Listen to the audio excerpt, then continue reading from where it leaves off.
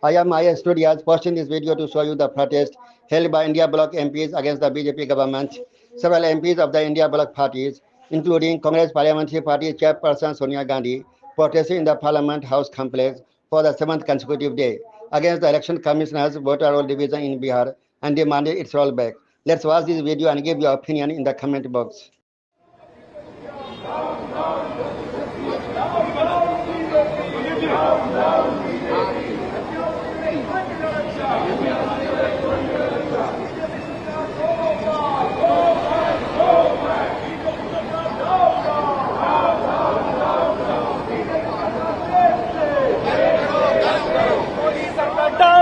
Down.